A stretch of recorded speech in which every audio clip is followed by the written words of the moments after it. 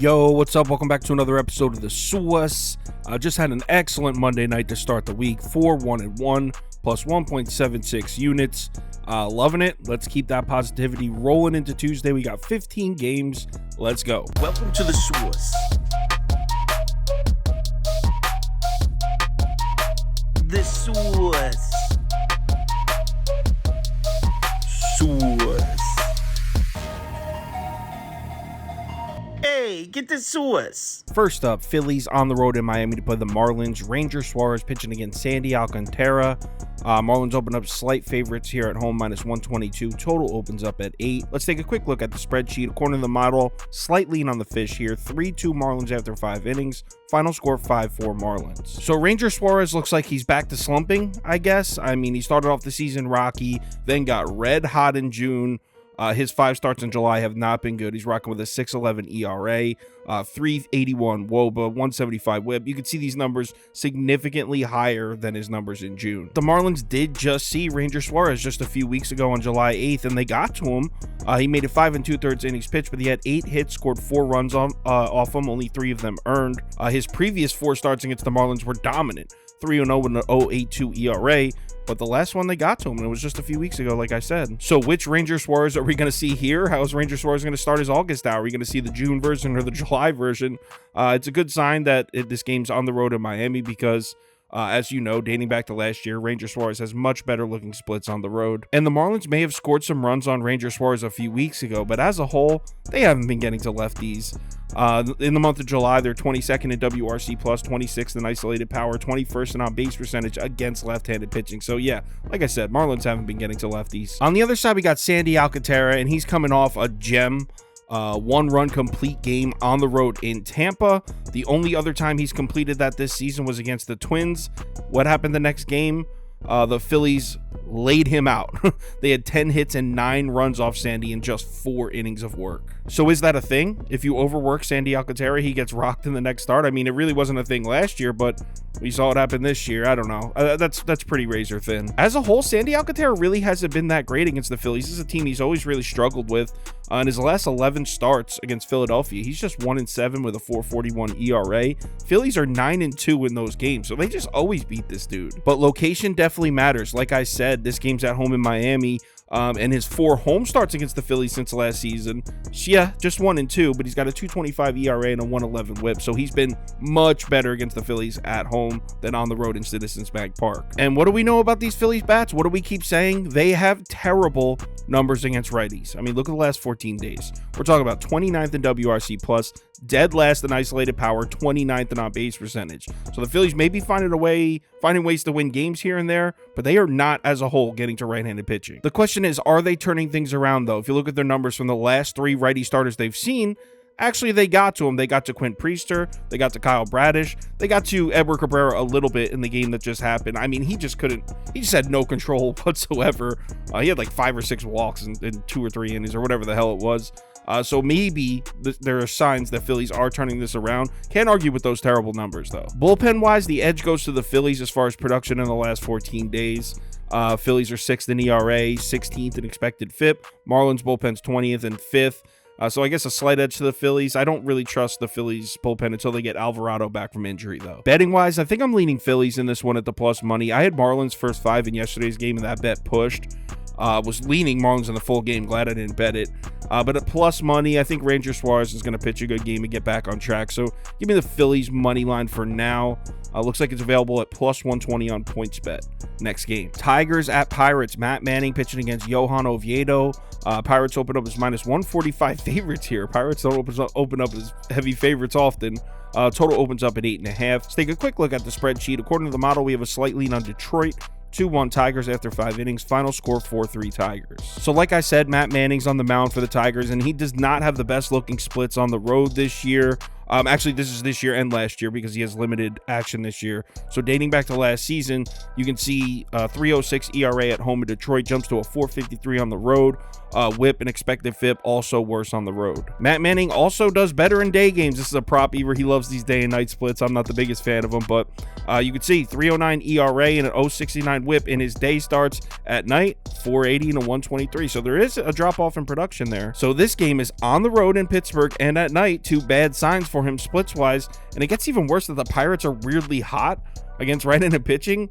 On the last 14 days, they're 16th in WRC plus, 5th in isolated power. Okay, Pirates. The last 5 righty starters to pitch against the Pirates: Aaron Nola, Zach Wheeler, Seth Lugo, Yu Darvish, and Shohei Ohtani. Those are some serious names.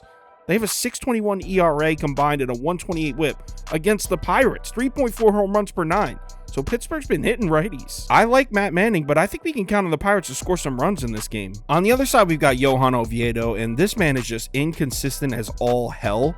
I mean, just look at his last 5 starts. I mean, at Padres, 6 innings, 1 hit, 1 run. Unbelievable start. Before that, he gets absolutely murdered by the Angels. Before that, shuts down the Giants, 7 innings, 1 hit, 1 earned run. Absolute gem. Before that, gets murdered by the... And before that, gets absolutely slaughtered by the Brewers at home. So good luck trying to find a pattern there. This dude just is unpredictable. Oviedo has made 1 career start against the Tigers, but it was all the way back in 2021 when he was pitching for St. Louis. The start wasn't great, but who cares? It was over 2 years ago now, so I'm going to disregard that. Now for some good news for Oviedo. He gets the pitch against the current Tigers lineup, which isn't producing at all. On the last 14 days, they're just 27th in WRC plus, 28th in isolated power, 28th in on-base percentage. It gets right into pitching, so that's definitely a good sign for Oviedo. And believe it or not, the Pirates bullpen actually has decent numbers in the last couple weeks. On the last 14 days, Pirates are 11th in ERA, 11th in expected FIP, way better than the Tigers, who are 26th and 18th in that same time span. I know betting the Pirates as favorites seems crazy, but they're favored for a reason. Keep in mind, the Pirates are 6-4 in their last 10 games, so they haven't been playing terrible baseball. I'm going to ride with Pittsburgh money line on this one. I want to see what the line does before I make the final decision, but I'm leading Pittsburgh pretty heavy here next game. Brewers at Nats. Freddie Peralta pitching against Josiah Gray. Milwaukee opens up as pretty solid favorites here on the road, minus 165. Total opens up at 9. Let's take a quick look at the spreadsheet, and no lean at all as far as picking a side. 3-3 tie after 5 innings. Final score 5-5. So Freddie Peralta's actually been slightly better on the road as of late. You can see his last 5 road starts, he's got a 3.81 ERA and a 2.82 WOBA. His last 5 home starts, ERA is close to 5 with a 3.12 WOBA. Nothing crazy, but he has been somewhat respectable on the road recently. That being said, this dude's got awful numbers against Washington. In his 3 career starts against the Nats, he's 1-2 with a 7.31 ERA. 169 home runs per 9. That is not good. So he struggled against his Nats team. Now, the Nats right now have not been hitting righties very well. On the last 14 days, 21st in WRC plus, 25th in isolated power, 12th in on-base percentage, though. So, I mean, not absolutely terrible, but definitely not great. Now, here are the numbers from the last 6 righty starters to pitch against the Nats. 3.13 ERA, 1.15 whip. Not bad. Good numbers. They've been pitching well against the Nats. But keep in mind, they slaughtered Carlos Carrasco for 2 1/3 innings, 8 hits, 6 earned runs. So they crushed Carrasco. If you take out that game, the other last 5 righty starters to pitch against Washington, 26 1/3 innings, a 1.03 ERA, and an 0.92 whip. So if you take out Carlos Carrasco, Washington hasn't been touching righty starters. On the other side, we've got Josiah Gray pitching, and the Brewers have never seen him before, so that's an advantage for him. He's also coming in red hot. 2 dominant starts in a row, 1 at Citi Field against the Mets, 1 against the Giants. In those 2 games, he combines for 13 innings pitched, just 7 hits and 1 earned run. Definitely looking dominant as of late. Josiah Gray isn't typically a guy I like to bet at home. He's much more reliable on the road. You can see his home away splits on the season. 2.52 ERA on the road, jumps up to a 4.57 at home. FIP goes from a 3.93 to a 6.16, so no doubt he's produced much better on the road. But this Brewers lineup has been so bad that I'm almost going to disregard those splits. You can see the Brewers against righties in the last 14 days, just 25th in WRC plus, 24th in on-base percentage and isolated power. Really shouldn't threaten any righty starter if they're pitching well. Bullpen-wise, no question, the Brewers have the edge here. Brewers were the hottest bullpen in baseball right out of the All-Star break. They've cooled a bit, but still, Washington's got arguably the worst bullpen in baseball. So bullpen edge definitely goes to the Brewers, which makes it tough to bet the Nats here, which really makes it tough. I mean, I would love to take a shot with the Nats here, but a plus 125, plus 130 price, just not enough of a payout, in my opinion, to take a risk with that bullpen. So I do like the Nats first 5, though. Washington first 5 money line sitting at plus 120. Just played up, straight up play Josiah Gray against Freddie Peralta. So I'm going to say Washington first 5 for now. See what the line does. And it's only open on one book, so we'll see when it opens on everything where it's at. Next game, Rays at Yankees. Zach Eflin pitching against Carlos Rodon. Tampa opens up as pretty solid favorites here on the road in Yankee Stadium, minus 140. Total opens up at 8. Let's take a quick look at the spreadsheet. And according to the model, we're looking at a 2-2 tie after 5 innings. Final score 4-3 Yanks. So Zach Eflin's only made one career start in Yankee Stadium, and it came earlier this season back in May. Tampa did win that game, but he wasn't particularly good. He made it 6 innings, but he gave up 7 hits, 4 earned runs, including 2 homers and a walk. Zach Eflin is much more vulnerable on the road, as we know. He's having a dominant season at home in Tampa. 2.60 ERA, 0.87 whip at home in Tampa, but on the road, those numbers jump to a 5.36 and a 1.28. Some more ugly splits from Eflin here. He's also much more vulnerable against right-handed bats. You can see he's got great numbers. Despite being a right-handed pitcher, he's got great numbers against lefties. 2.33 WOBA and an 0.81 whip, but against righties, 3.14 and a 1.27. Reason that's so important is the Yankees are going to have 7 righty bats in their lineup in this one. Yankees bats don't have explosive numbers against right-handed pitching recently, but keep in mind Aaron Judge is back, and also these numbers might not be as bad as you think. In the last 14 days, the Yankees are 16th in WRC+, 14th in on-base percentage, 19th in isolated power. I mean, nothing great, middle of the pack, but like I said, Aaron Judge is now back. On the other side, we've got Carlos Rodon, and he just straight up hasn't been very good. I mean, I don't know how else to phrase that. Through 4 starts this year, he's got a 5.75 ERA with an expected FIP above 6. 1.77 home runs per 9, struggling to keep the ball in the park. I know on paper, if you look at his 2 starts at home in Yankee Stadium, it looks like he's been okay, actually pretty good. He's got a 2.45 ERA in those 2 home starts compared to a 9.64 in the 2 road starts. But look at the expected FIP. They're basically identical, indicating he had some very good luck in those 2 home starts. Here's where we get to some good news for Carlos Rodon. The Tampa Bay Rays haven't been hitting left-handed pitching at all. Look at this. The Rays in the month of July, this is crazy. I was shocked. I double checked this when Prop Beaver gave me this because I figured it had to be wrong. In the month of July, the Tampa Bay Rays are dead last, 30th in WRC plus, and dead last, 30th in on-base percentage against left-handed pitching. They were red hot against lefties to start the season. They've fallen to dead last. And to make matters worse, they've barely seen any left-handed pitching recently. In the entire month, they've only faced 2 lefty starters. One was Cole Reagans back on July 15th. Before that was Christopher Sanchez of the Phillies back on July 6th. Tampa couldn't score on either of those 2 guys. Just 1 earned run on both of them. I mean, 1 earned run on each. The last 3 lefty starters to go on the road into Tampa and pitch, they combined for 14 innings pitched, an 0.64 ERA, an 0.78 whip. So yeah, the Rays have been struggling with lefties. And when we switch it over to look at the bullpen, look at the 180 that we're seeing from the Yankees. The Yankees bullpen was awesome back in May into early June. Then they fell off a cliff and were terrible for about a month. Looks like they're on the way up. In the last 14 days, Yanks are back up in the top 10 in most categories. Their bullpen, that is. Rays... We know the Rays bullpen is good. I don't care what these numbers say. We know they have a good bullpen. This game's sitting at a pick'em. Not sure if I'm going to place a bet in this one, but if I was, it'd be on the Yanks. I'm leaning Yankees here. See what the line does. See where the public comes in, but I'm going to say Yankees are pass for now. Next game. Orioles at Blue Jays. Kyle Bradish pitching against Ryu. Ryu making his first start in over a year. Tampa Bay. Toronto opens up as favorites here, minus 130 at home. Total opens up at 8.5. Let's take a quick look at the spreadsheet, and we have no lean at all as far as the side. Just a 2-2 tie after 5 innings. After 9 innings, 4-4 tie. Gonna skip this one for now. Like I said, we haven't seen Ryu pitch in over a year. Have no idea what to expect from that. So next game. Angels at Braves. Patrick Sandoval pitching against Spencer Strider. Braves open up as huge favorites here, minus 275. Total opens up at 8.5. Let's take a quick look at the spreadsheet. We have a lean on Atlanta here. 3-2 Braves after 5 innings. Final score 6-4 Braves. I'm going to skip this one for now. I'm leaning Angels with the big plus money price. Patrick Sandoval's been good as hell. He had a really good July. Where this one gets weird for me, Atlanta hasn't seen a lefty starter in over a month. The The last time the Braves faced a lefty starter was Ranger Suarez back on June 20th. What is that, 6-7 weeks ago? And at the time, they were absolutely murdering lefties. But the Braves are different now, so I don't really know what I think about the Braves against a lefty starter because it's been so long since we've seen it. So I'm going to say Angels are pass for now. Let's see what the line does. I might have some more stuff to give out on the live show tomorrow at 4 p.m. Next game, Minnesota at St. Louis, Twins at Cards. Pablo Lopez pitching against, I think, Jack Flaherty. Action Network is saying Miles Michaelis, but RotoWire is saying, no, Action Network says Jack Flaherty, but RotoWire says Miles Michaelis, so we'll see. This one opens up as a pick'em, minus 110 across the board. Total opens up at 8.5. Let's take a quick look at the spreadsheet. According to the model, we're looking at 4-3 Twins after 5 innings. Final score 6-5 Twins. So Pablo Lopez was an absolute monster on the road for a big chunk of this season, but it looks like we're seeing him come back down to earth. You can see his numbers through his first 7 road starts of the season, a 2.72 ERA, whip at an even 1.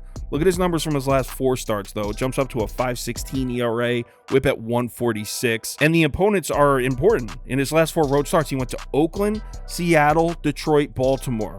So it's not like he went to Dodger Stadium, Angels. No, he's had somewhat of an easy schedule, and he's still struggling on the road. Pablo Lopez has made 3 starts against the Cardinals since 2021. He's 1-2 with a 3.38 ERA in those starts, 0.80 whip. So, he's been okay against this team. So there's a positive. Another positive for Pablo Lopez is he's much more successful against right-handed bats.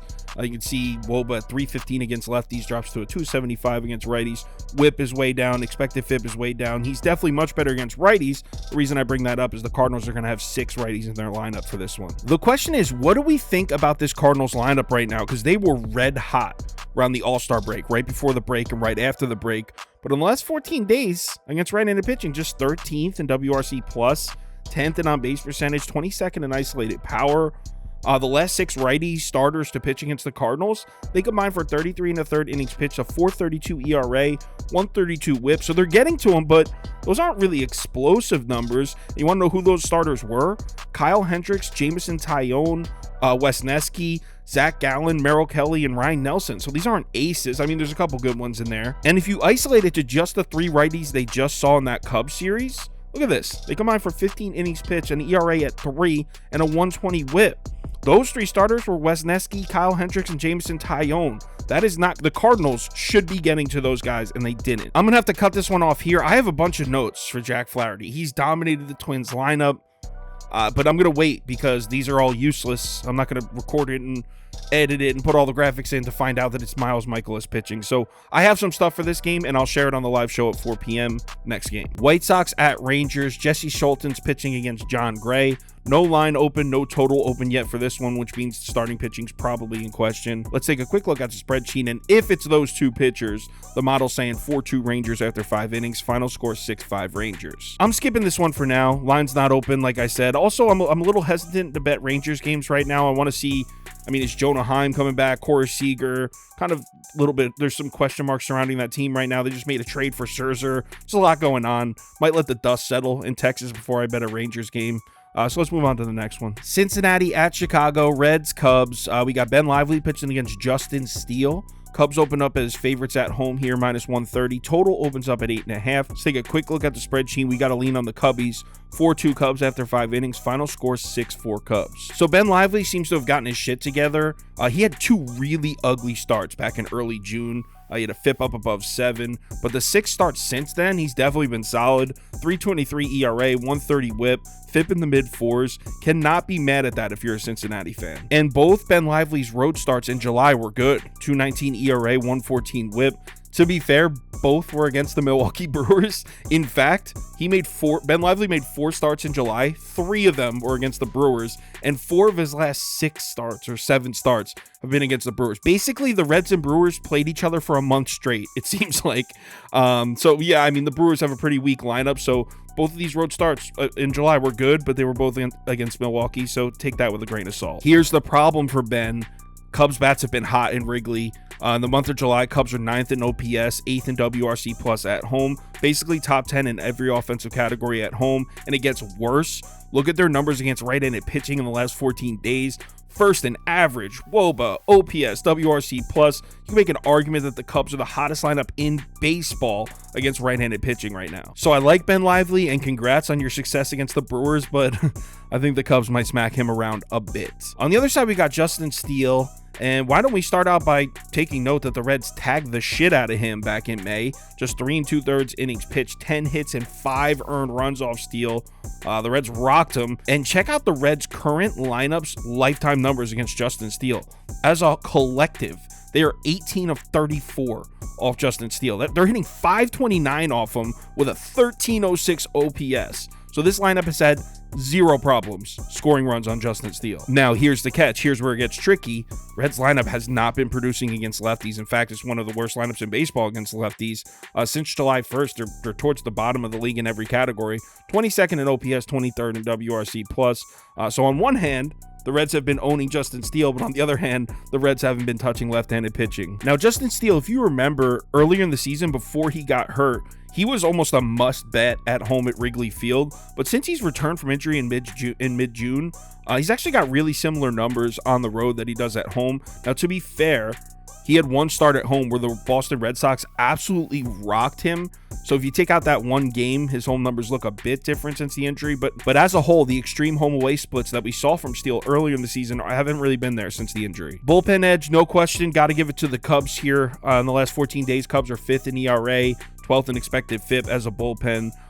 Reds are 17th and 23rd. Now, give the Reds some credit. Bullpen has definitely stepped it up a bit. I know 17th and 23rd in ERA and expected FIP doesn't sound great, but it's way better than what we were seeing from the Reds bullpen back in early July, late June. So they've stepped it up a little. Betting wise, I mean, fading Justin Steele is tough. Fading the Cubs lineup right now is tough. Fading the Cubs at home right now is tough. But I think I'm leaning Reds. I don't want to give a bet out for this one yet. I want to see where the action comes in. I'm hoping public comes in heavy on the Cubs. We'll see. I'm going to say Reds are pass for now. I'll let you know on the live show at 4 p.m. next game. Cleveland at Houston. Guardians throwing their rookie on the mound. Gavin Williams pitching against Framber Valdez. Houston opens up as big favorites here at home, minus 235. Total opens up at 8.5. Let's take a quick look at the spreadsheet. And according to the model, we're looking at a 2-2 tie after 5 innings. Gavin Williams versus Framber. Final score 5-4 Cleveland. So model's giving us a lean on the Guardians here. So Gavin Williams may have a nice looking 2.08 ERA in his last 3 starts, but a 169 whip and a 548 expected FIP indicate that it really hasn't been that great. 169 whip is high, man. That's, 1.69 base runners per inning. Your ERA should be up closer to 5 with that kind of whip. So to have a 208 indicates he's had some really good luck. One thing I will say for Gavin Williams in this spot, though, the Houston Astros offensive numbers aren't nearly as threatening as you'd think recently. Since July 1st, the Astros are just 11th in OPS, 20th in WRC+ at home in Houston. And against right-handed pitching, and this is in the last 14 days, just 13th in WRC+, 16th in OPS. Not that those numbers are bad. They're just not what you'd expect to see from this Astros lineup. But the question is, do I trust rookie Gavin Williams to go into Houston and pitch well? The answer is no. I don't. I just don't think the Astros lineup should scare us quite as much right now as it normally would. That's all I'm saying. Speaking of names that should usually scare us, let's talk Framber Valdez for a second, and let's look at the numbers from his last 4 starts. Certainly not Framber Valdez-like. 7.29 ERA and a 162 whip in his last 4. Not encouraging at all. Now, the 4.12 expected FIP indicates he's had some bad luck, but still definitely concerning. But check this out. Let's take a look at Framber Valdez's last 10 starts on a chart. This chart is moving in the wrong direction. Basically, since June started, his earned runs numbers and his FIP numbers have been on a straight uphill climb. So that's, if I'm a Houston Astros fan, I'm concerned. Framber Valdez needs a good start here badly. Now, for the good news, this Cleveland lineup isn't nearly as scary against left-handed pitching as it is against righties. Since July 1st, the Guardians are just 20th in OPS and 22nd in WRC+ against left-handed pitching. So, yeah, the Guardians do have some decent-looking offensive numbers on the road, but again, most of that production comes against right-handed pitching. They're 14th in OPS, 13th in WRC+ on the road this month, but most of it's coming against righties, not lefties. Bullpen-wise, you got to give the edge to Cleveland here, but not by a lot. I know that this particular graphic is showing the Astros bullpen. It's been pretty bad recently, but we know that the Astros bullpen is better than that. So I'd give Cleveland a slight bullpen edge. As far as betting the game, I would love to take a shot with Cleveland here, but there's just no way I could trust that rookie Gavin Williams on the road in Houston. So I had Houston -1.5 last night. It cashed. I'm going to say Houston -1.5 again or pass. I'll let you know on the live show, but it's going to be Houston or pass for me. Next game. Mets at Royals. Jose Quintana pitching against Zach Greinke. Mets open up as solid favorites here on the road, -150, and the total opens up at 9. Let's take a quick look at the spreadsheet. And according to the model, we have a lean on the Metropolitans. 4-2 Mets after 5 innings. Final score 6-4 Mets. So Quintana's only started 2 games, but he's been solid in those 2. He's got a 2.64 FIP, 3.27 ERA. Can't be upset with what you've seen from him so far since returning from injury. He does have 25 career starts against the Royals, and his numbers aren't great in those starts. He's just 3-10 with a 4.17 ERA, but he hasn't started a game against the Royals since 2019. So I think we could just throw these numbers out. Who the hell cares how he pitched against the Royals in 2016? Who cares? Let's move on. One thing we do have to point out, though, the Royals have been weirdly good against lefties this month. Since July 1st, Kansas City's 13th in WRC+, 11th in OPS, 9th in isolated power against left-handed pitching. Where did that come from?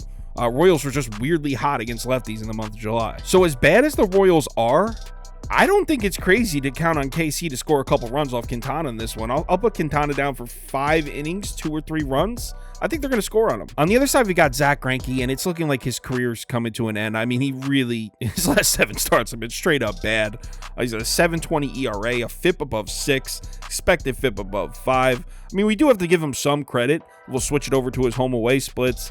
He's pitched pretty well at home in Kansas City this year. 3.74 ERA, 4.52 expected FIP at home. That's solid. And I will add that the Mets' current lineup is hitting just 167 lifetime off Zach Greinke, but I don't really like those stats because who knows when those at-bats even were. So I'm disregarding this. But if we're talking about the Mets offense, actually there's some positivity here. Mets are showing signs of life. Since July 1st, the Mets are in the top half of baseball in basically every offensive category on the road. 10th in OPS, 11th in WRC+ on the road since July 1st. Mets also creeping up the ranks against right-handed pitching. In the last 14 days, Mets are 2nd in isolated power, 5th in OPS, 5th in WRC+ against righties. So the Mets may be selling. They traded Robertson, they traded Scherzer, but that lineup's still there, and we know that lineup is capable of being good. We know what we saw from them last year. Well, Canna's gone. They just traded Canna today, but still, Mets are hitting righties. Bullpen-wise, if you look at recent production, Mets would have the edge, but I refuse to give either team an edge right now. Keep in mind, like I said, the Mets just traded their closer, David Robertson. We know the Royals just traded Aroldis Chapman, what was that, a week and a half ago, 2 weeks ago? So I don't trust either of these bullpens. As far as betting the game, I like the Mets to win. I just don't think there's a ton of value attached to that -155 price tag. So I think what I'm going to end up doing here is play the over at 9.5. I like the Royals to score on Quintana. I like the Mets to score on Greinke, and I don't trust either bullpen. So, I mean, that points to an over. So let's say over 9.5 for now. Next game. Padres at Rockies. Ryan Weathers pitching against Peter Lambert. We have no line and no total open up for this one, most likely because that game's still going on. It was a rain delay. It didn't start till after 11 Eastern time. So who knows what's going on here. Let's take a quick look at the spreadsheet. According to the model, we're looking at a 4-4 tie after 5 innings. After 9 innings, a 6-6 tie, so nothing to go by there. I'm going to pass on this one for now. Like I said, I'm recording this late as hell, and this game's still in like the 3rd inning, so I don't like giving out bets without knowing bullpen availability. To be honest, I don't even know how people do that. So I'll pass on this one for now. I might have a bet for it on the live show. I'll let you know. 4 p.m. Next game. Red Sox at Mariners. Brian Bayo pitching against Bryce Miller. Seattle opens up as -130 favorites here. Total opens up at 7.5. Let's take a quick look at the spreadsheet. We definitely lean on Seattle here. 3-2 Mariners after 5 innings. Final score 5-4 Mariners according to the model. I'm passing on this one too for now. This one's weird. It opened up at Seattle -130. Then for some reason it closed, and this line was not open for a while. Seems to be open back up now, and I'm seeing Seattle -115. It's only open on one book, so I don't know what's going on with this one. So I'll probably have a bet for this, but I'll let you know on the live show at 4 p.m. Next game. D-backs at Giants. Zach Allen pitching against Alex Cobb. Not Alex Wood. All of our notes were prepared for Alex Wood, and then they switched it to Cobb. So this one I'm going to have to cut off halfway through. Arizona opens up as -120 favorites here. Total opens up at 7. Let's take a quick look at the spreadsheet. According to the model, we have 3-2 D-backs after 5 innings. Final score 5-4 D-backs, but that model is based on Alex Wood pitching, so throw that out. So Zach Allen's on the mound, and he's still not producing like the Zach Allen we expect to see. You could see the numbers in July looking pretty similar to the numbers in June. In fact, you could probably argue that they've gotten slightly worse with that 4.45 ERA. If you take a look at his last 5 road starts, definitely not dominant at all. 4.55 ERA and a 4.34 expected FIP. That being said, in his last 5 road starts, he went at Atlanta, at Toronto, at Angels. Tough spots to pitch. Getting lit up in Detroit is inexcusable, though. I will not give him a pass for that one. Now for some good news for Zach Gallen. He's pitching against the Giants, and this lineup is so goddamn cold. In fact, it's one of the worst lineups in baseball against right-handed pitching right now. Since July 1st, the Giants are dead last in average, 28th in OPS, 27th in WRC+. I mean, this Giants lineup is bad right now. I don't have a ton of faith in Zach Gallen at the moment, but it does look like a perfect spot for him to get back on track. I think he's going to deal. And like I said earlier, I have to cut this one off here because all of my notes are for Alex Wood, and they switched the pitcher to Alex Cobb about an hour ago. So I'll probably have a bet for this one on the live show, but I got caught off guard there. Next game, Oakland at LA, A's at Dodgers. Ken Waldichuk versus Lance Lynn. Lance Lynn making his Dodgers debut. No line and no total for this one either. Let's take a quick look at the spreadsheet. According to the model, we're looking at 4-2 Dodgers after 5 innings. Final score 6-3 Dodgers. Yeah, I'm skipping this one too. There's no line open right now, like I said, and Ken Waldichuk is listed as a pitcher. Oakland's been weird switching their starters around, so I want to make sure that it's definitely going to be Ken Waldichuk versus Lance Lynn before I handicap it. I will go over this one on the live show at 4 p.m. If anything changes with the bets I've given out on this video, I will let you know on Twitter, so give me a follow there if you're interested. Also, like I've mentioned, live show 4 p.m. right here on YouTube.